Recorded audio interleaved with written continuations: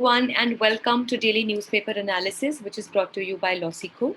So today we will discuss the newspaper articles for 24th as well as 26th July, that is for Saturday and today Monday. So this will be a comprehensive analysis for both the days. So we will discuss the newspaper articles. 4 of them are there. So the first one is from the Hindu newspaper, which is titled as Empowering Nature with Biocentric Jurisprudence. So this talks about giving priority to the biodiversity, nature, and the other flora and fauna, and not just paying attention towards the anthropogeny, that is the humans or just the human beings. So what can be done in this direction has been discussed in this article. The second one again is from the Hindu newspaper, which is titled as A Bill to Stop Strikes at Ordnance Factory. So this talks about streamlining and making the defense procurement and the defense manufacturing more aligned, as well as to make sure that the ordnance factories, now what are these factories and how strikes can be stopped in such factories? So for that purpose, this bill has been designed and drafted. So what is it? We'll discuss in this article. So the next article is titled as Getting India's Military Convergence Formula Right. So this talks about having the Indian Air Force on the right track and as to what are the issues that the Indian Air Force is currently facing and what are the recent lack or the recent limitations that are being faced by the particular wing. And finally, we have the fourth article for the day, which is titled as A Problem of Adjustment. So this talks about the new rules or the new aim of the European Union and the entire circle that has been put up to make sure that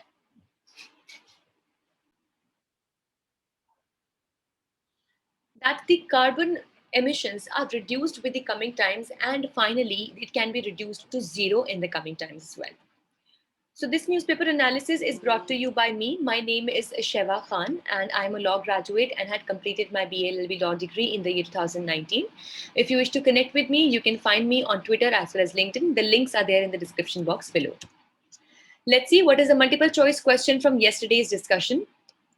Basically, it's from yesterday's discussion, yes. So the question is, lack of procedural safeguards in surveillance was observed in which of the following case? Your options are PUCL versus Union of India, Justice K.S. Puttaswamy versus Union of India, PUDR versus Union of India, or NALSA versus Union of India. If you know the answer, you can put it down in the comment section below. So let's see what is the descriptive question for the day. How can European Union's Carbon Border Adjustment Mechanism, that is the CBAM, can threat as well as can be an opportunity for the Indian industries? So if you wish to download the PDF of today's slides, you can download them from being a participant in our Telegram channel. The link to this channel is available in the description box below, or you can simply scan this QR code that you can see on your screens right now. Also, for more crisp information and content, do not forget to follow us on our Instagram channels for judiciary, CLAT preparation, as well as UGC Net if you're preparing for any of these exams. So let's quickly get started with the first article of the day, which talks about empowering nature with biocentric jurisprudence. Now here, 4 things are very important in this article. Firstly is this case law, that is the Supreme Court in the case of M.K. Ranjit Singh and others versus Union of India, wherein it has sought to move away from an anthropocentric basis of law. Now, from this case law, the other 3 important things that we need to understand is that what do we mean by biocentrism? What do we mean by anthropocentrism? And finally, what is the problem of the overhead power cables? So let's first get started with the judgment that has come up in this case. So basically, Supreme Court in the case of M.K. Ranjit Singh and others versus Union of India has actually sought to move away from the anthropocentric basis of law. Now, here is a quick tip for all of you that whenever there is the use of word anthropogeny, anthropo or anthro, it somehow connects to the human being, the evolution of human or giving priority to the human, basically connecting with the human beings. So definitely anthropocentrism being an amalgamation of 2 words wherein we have the anthropo and we have centric. So this would mean wherein we pay the maximum attention or the most important factor is the human being. And that is why the Supreme Court in this case has said that it is high time now that we move away from the anthropocentric basis of law and we make sure that we become more biocentric. Now, by biocentric, by bio we mean something that is to do with nature, environment, something that is natural, and centric we obviously mean that something that focuses on a particular aspect. So here the judgment says that the court said that in all the cases where overhead lines in power, now which takes us to the fourth most important point of this article, which talks about the overhead lines in power. Now, these are very simple things that you can understand that if now we are walking around, now except for you're walking in Chandigarh because mostly the electricity and the wiring over there is all underground, but otherwise generally where we live, so we have these wire extensions, right? So these are the electricity wires that are connected through poles just besides the roads. So these are called as the overhead lines in power. Now these which we have in our basic local communities or localities, these are still very, of not that high of voltage, though yes, of course they're enough to cause death, but still when they're into areas that are near the power grid or they're near the powerhouses, so they have very high intensity voltage running through them.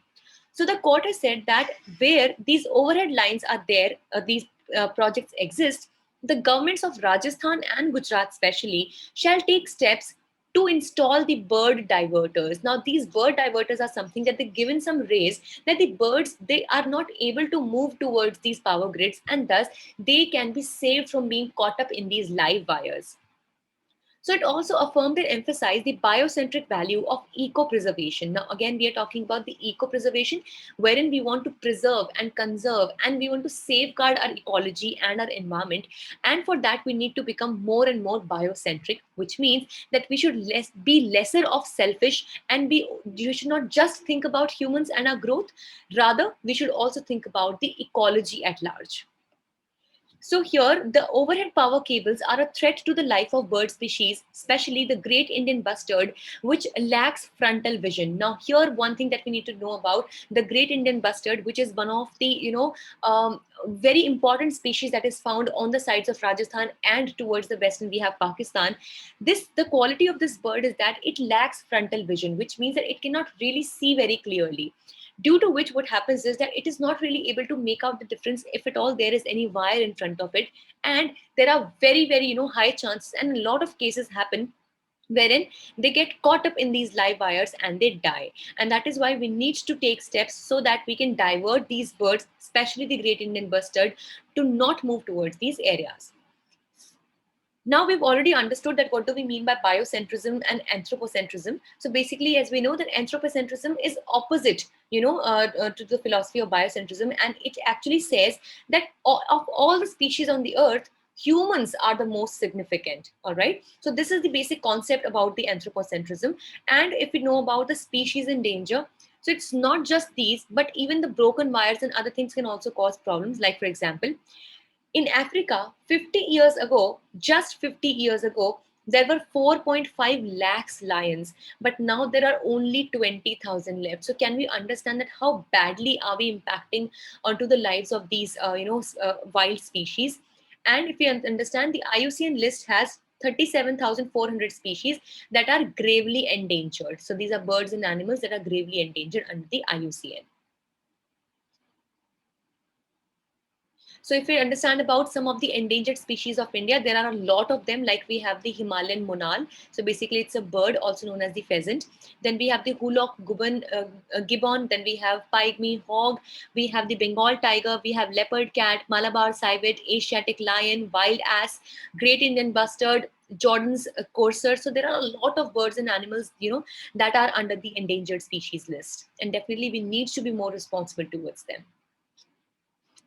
So let's discuss about the second article, which talks about the Essential Defense Services Bill, which is a very good bill indeed. So the Ministry of State of Defense has actually introduced this bill in the Lok Sabha recently. So let's understand into very crisp as to what this bill aims to. So it is there to provide for the maintenance of essential defense services so as to secure the security of the nation and the life and property of public at large for matters connected therewith or incidental thereto. So basically, this is way too a legal language. Let me break it down for you into simpler words. So it simply says that we need to maintain some essential defense services. Like, for example, friends, we have the Essential Commodities Act. So there are a few things, some food grains, some pulses, some cereals that are under the essential services, which means that no matter what, their quality should be maintained, and it should be made possible every time that they are available to the people at large. They are available as food items, like we have, we have petroleum and such things. So these are the essential commodities, which means that even in the times of crisis, these should be available. Now, similarly, when we talk about the defense of the country or the security of the nation, definitely there are some essential defense services as well, right? Then, for example, there could be some kinds of basic guns, armories, some kinds of artilleries that they require, some kinds of gunpowder. So such basic defense services which are required.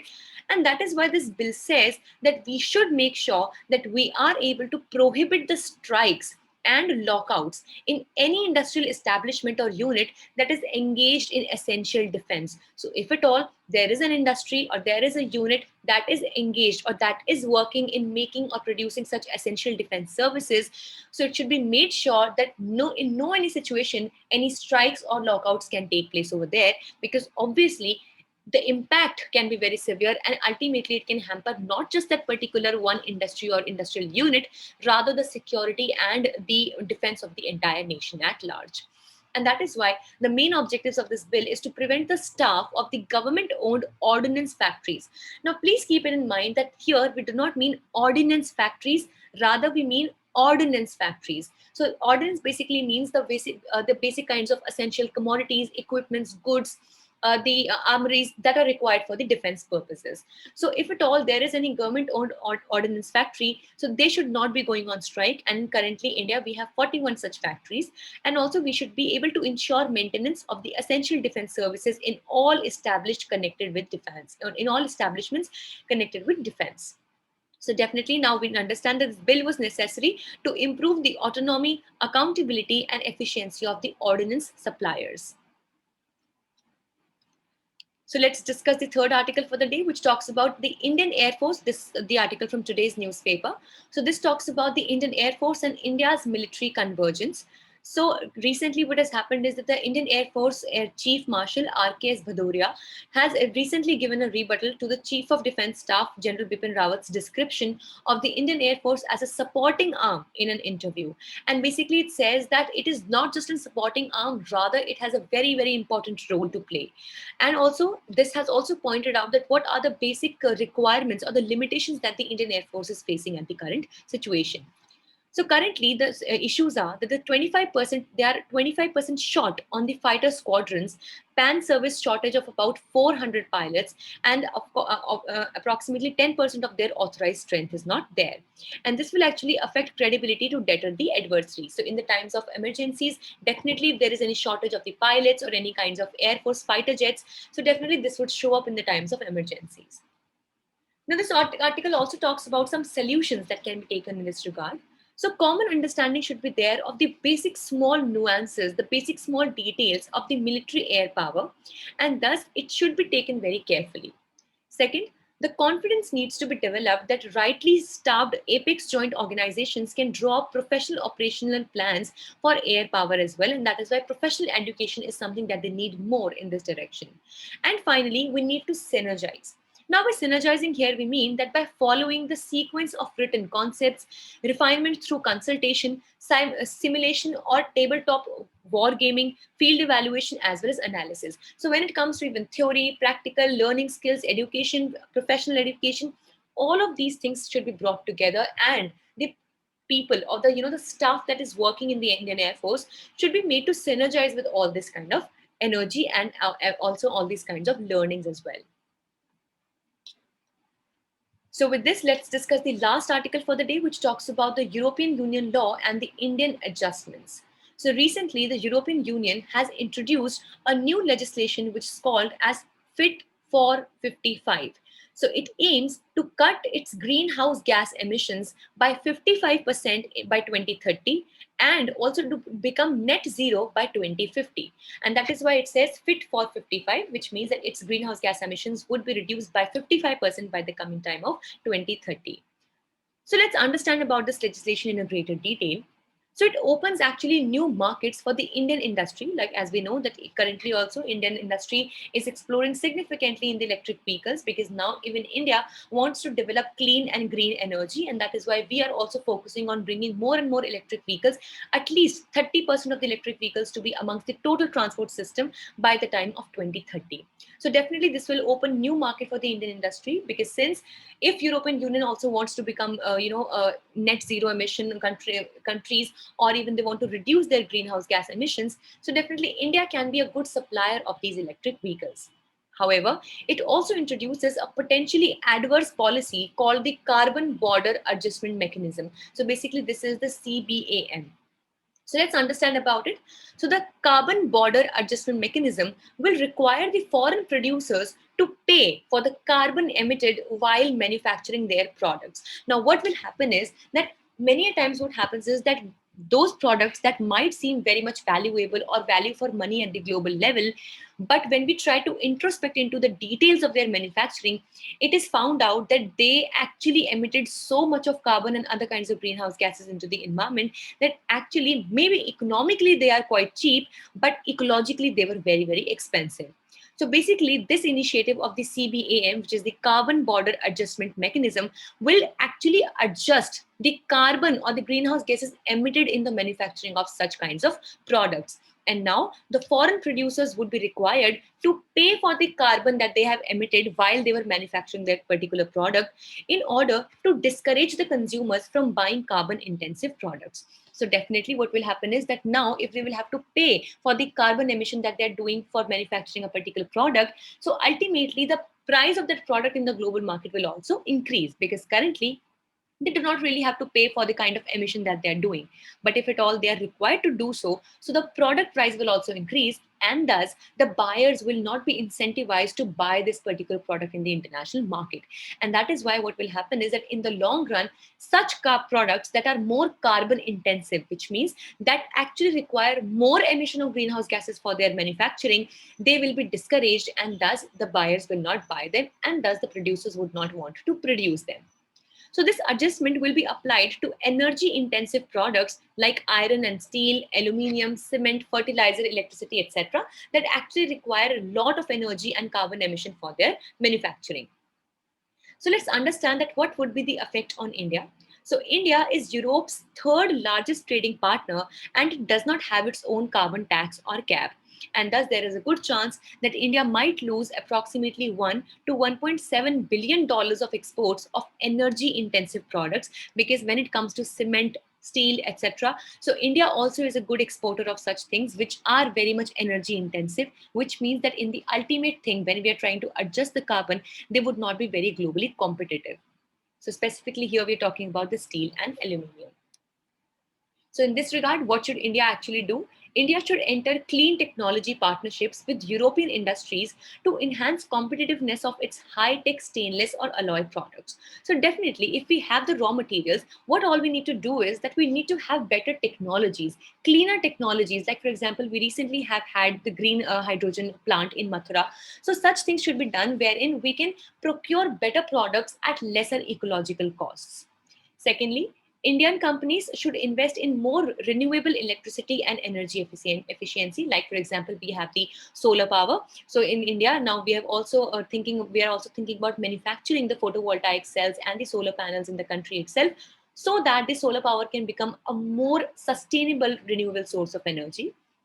We should adopt science-based targets for emission reduction and internal carbon pricing to incentivize low carbon choices. And also the government can extend the perform achieve trade scheme to more industries and provide finances to the MSMEs and to upgrade themselves. And finally, we can try to diversify our exports to other markets and products as well.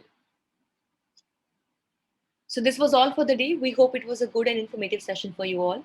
Thank you so much for staying tuned with Lawseco. Please like and subscribe to our channels if you like the session. Thank you so much.